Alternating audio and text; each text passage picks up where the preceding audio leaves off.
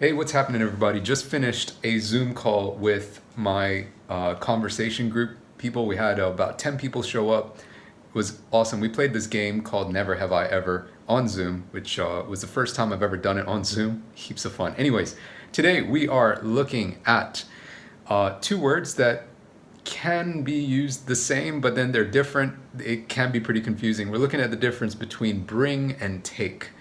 All right, so first of all, let's talk about bring. To bring is this idea of carrying something with you and going somewhere with it. So, for example, you can say, I always bring my lunch with me to work. It means that you have your lunch with you, you're carrying it with you, and you go to work together with it. But the interesting thing is, you can also say, I always take my lunch to work with me. And that means almost the same thing.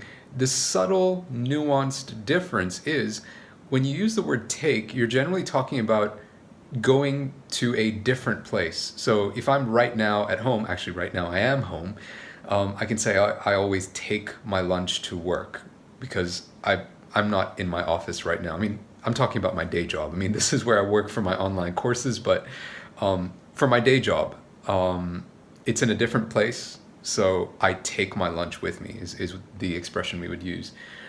We can also use I bring my lunch with me to work, even if it's in a different place.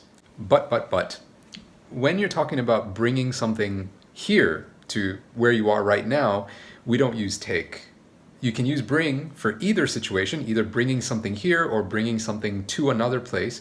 But for take, you can only use it when you're talking about taking something to another place. Well, that's the difference between bring and take. Although they are similar when used in this type of context, there's that subtle, nuanced difference.